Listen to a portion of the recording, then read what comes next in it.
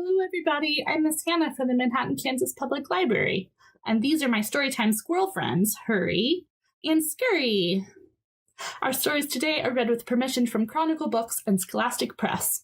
Our Storytime theme is Fairytales. Are you ready? Let's sing a song together. If you're ready for a story, clap your hands. If you're ready for a story, clap your hands. If you're ready for a story, if you're ready for a story, if you're ready for a story, clap your hands. If you're ready for a story, stomp your feet. If you're ready for a story, stomp your feet.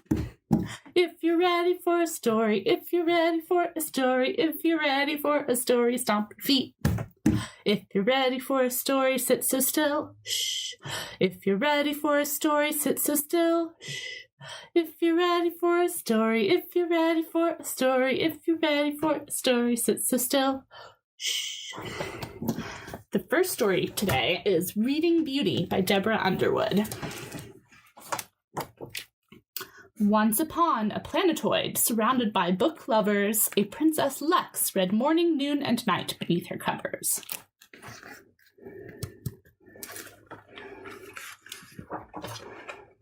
Lex's bedroom brimmed with books. She read them at top speed. She even trained her puppy Prince to fetch her things to read.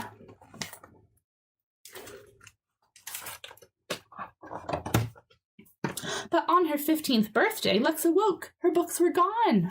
Oh no!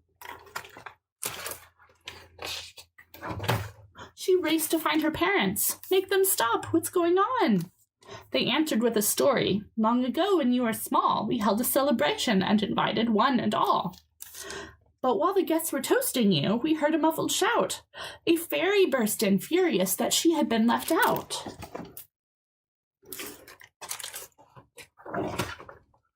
How could you not invite me? I must say I'm rather miffed. But wait, we did. Be quiet. Let me give your Lex a gift. Like all you wretched readers, Lex will live for reading, but when she's 15, she'll flip a page and get a paper cut. The paper cut will bring a curse. A death like sleep will take her. She'll stay that way forever. Only true love's kiss will wake her.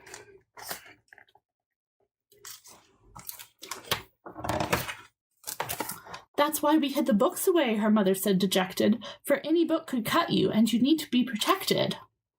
Without its books, the world grew bleak, consumed by dark and gloom. Lex watched the shadows spreading from windows in her room. It's all my fault, she said to Prince. I'll fly to find the fairy. Then I'll make her break the curse. I can't let things get worse.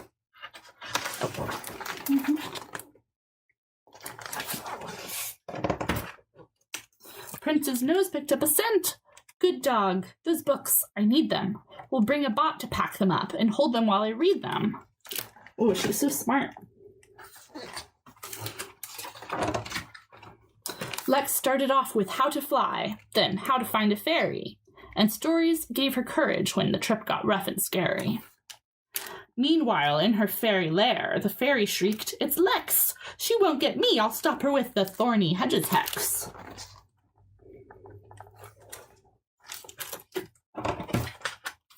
A wall of thorns around her home. Nice try, but she can't hide. A garden book helped Lex cook up a homemade herbicide. The hedge dissolved to shriveled bits so Lex and Prince could land. The fairy said, That girl is doomed. I've something special planned.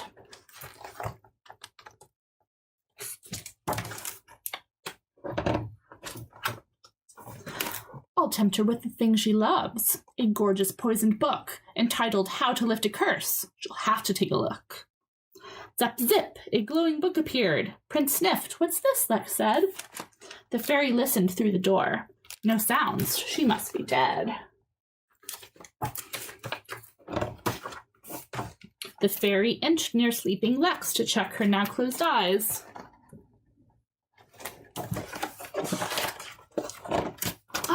But Lex sprang up and grabbed her wand and said, Hello, surprise!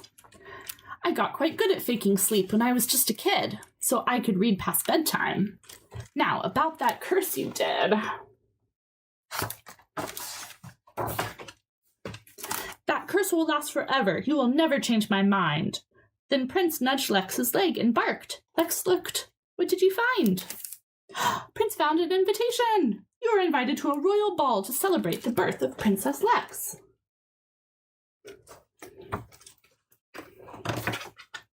You were invited to my ball. We thought this didn't reach you. Wait, can it be that you can't read? Don't worry, I will teach you. Me read? In her excitement, the poor fairy didn't think. She touched the book. She turned ghost white and crumpled in a blink. Oh no! The fairy cursed herself, cried Lex. We need to help her, quick. Prince ran up and gave the fairy's face a sloppy lick. The fairy slowly came to life. What happened? I'm not dead. Oh, Prince loves everyone, Lex shrugged. She smiled and scratched his head.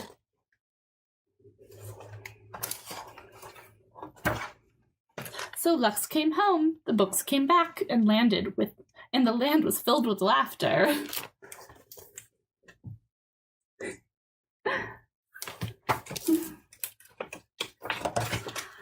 The fairy found a job, and all read happily ever after. The end. All right, we're going to play a game. Let's use our imagination. First, we're going to imagine we're a dragon. So, make some dragon claws. And dragons have big eyes. Make some dragon eyes. And wings. Ooh, dragons have big wings, don't they? And what else? Fiery breath. Let's breathe. Fire. Good job. All right, and now let's pretend to be a unicorn. Can you make a horn on your head? And prance around like a horse? Good job. And now, let's imagine we're a Pegasus. A Pegasus is a magical flying horse. Can you fly? Ooh, good job. All right, and one more. Let's pretend we're a mermaid. Can you pretend your feet are fins? And can you swim? Swim, swim, swim. Swim, swim, swim. Good job. All right. Let's read one more story. The Three Little Super Pigs by Claire Evans. Once upon a time, there were 3 little pigs who captured the big bad wolf in the house made of bricks. The hungry wolf fell down the little pig's chimney into a big pan of boiling water. He huffed and he puffed, but it was no use. He had fallen right into the pig's trap. I'll get you one day, little pigs, the angry wolf shouted as he was carted off to prison. With smiles on their snouts, the 3 little pigs waved goodbye to the big bad villain.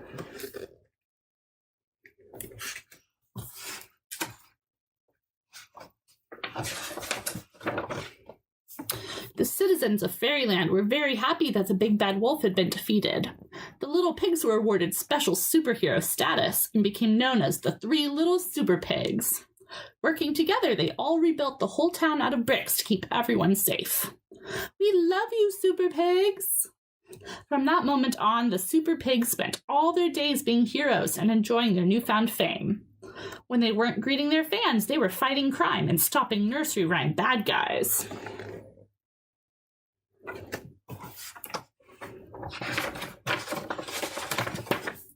Meanwhile, deep inside Happily Never After prison, the very angry big bad wolf was hungrily plotting his revenge in its cold and dreary cell.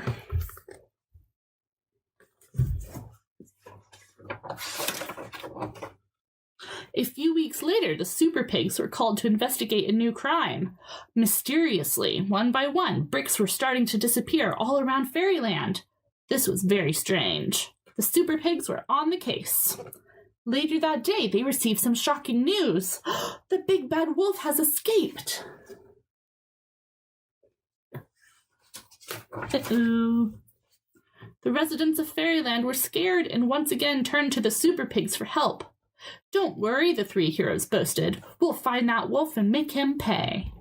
The 3 little Super Pigs hunted high and low, far and wide, long and hard, but the big bad wolf was nowhere to be seen. He's hiding.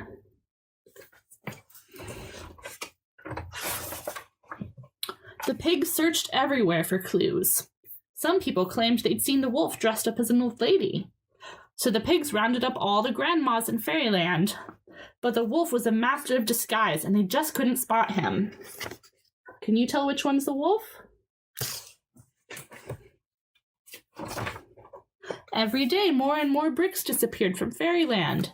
As night fell, the whole town locked themselves indoors, too frightened to go out. They hoped the super pigs would find the wolf soon. He was up to something big and bad.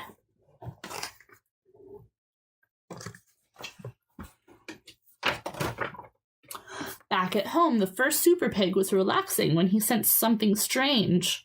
Suddenly, a dark shadow fell upon the room. "The big bad wolf!" cried the super pig. "I don't need to huff, I don't need to puff, I don't need to blow your house in, because I'm already inside," replied the pointy-eared wolf. The pig ran out through the front door, but was met with a terrible surprise. The cunning wolf had built a gigantic wall around the super pig's houses, using the stolen bricks from Fairyland. The super pig was trapped.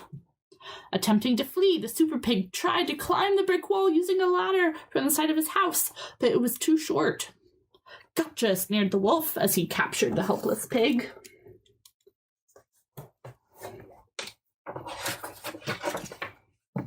Unaware of the danger, the second super pig was at home polishing his metals when he suddenly spotted something out of the corner of his eye. "The big bad wolf!" shrieked the super pig. "I don't need to huff, I don't need to puff, I don't need to blow your house down, because I am already inside," growled the wolf. With a huge scream, the terrified super pig quickly ran outside and into the enormous brick wall. Uh-oh. Desperate to escape, the little pig jumped on a nearby trampoline, bouncing as high as he could, but it was no use. "Gotcha," boasted the wolf as he caught the pig in his trusty net. "Two down, one to go," laughed the wolf as he prepared his delicious meal.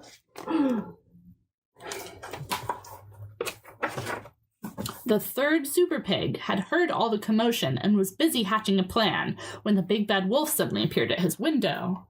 The super pig grabbed his gear, raced straight out the front door and down the path as quickly as his little legs could carry him.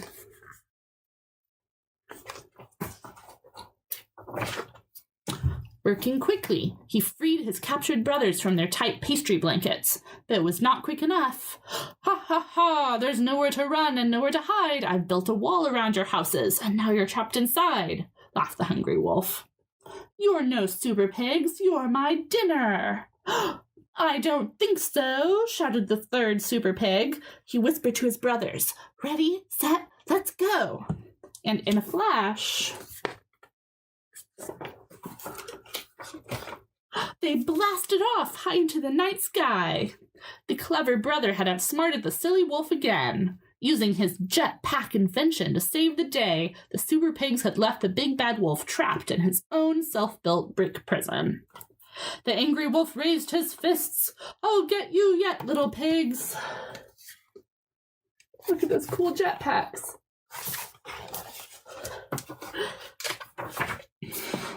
Up in the sky, the three super pigs laughed out loud. "You'll never get us, not by the hairs of our chinny chin chins."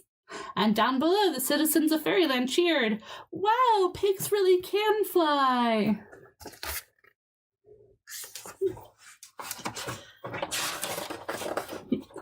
The three little pigs had saved Fairyland from the big bad wolf once again. They truly were superheroes. Hooray for the three little super pigs. The end. All right, let's get some wiggles out. First, we're going to pretend to curtsy like a princess. Curtsy like a princess, just like so. Curtsy like a princess, just like so. Curtsy like a princess, just like so. Curtsy like a princess. Now we're going to bow like a prince. Can you bow? Bow like a prince, just like so. Bow like a prince, just like so. Bow like a prince, just like so. Bow like a prince. And now we're going to be fairies. Fly like fairies, just like so. Fly like fairies, just like so. Fly like fairies, just like so. Fly like fairies. Now one more, we're going to be dragons. Now we're gonna roar. Roar like dragons, just like so. Roar! Roar like dragons, just like so. Roar! Roar like dragons, just like so. Roar! Roar like dragons.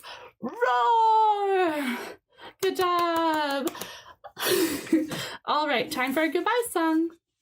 Goodbye, everybody. See you soon. Goodbye, everybody. See you soon. Goodbye, everybody. Goodbye, everybody. Goodbye, everybody. See you soon. Bye-bye. Don't forget to sign up for summer reading. If you enjoyed this video, please give us a thumbs up. Be sure to subscribe to our channel and hit that notification bell to be alerted to future content updates. Be sure to visit our website at mhklibrary.org to sign up for summer reading and see the rest of our summer lineup.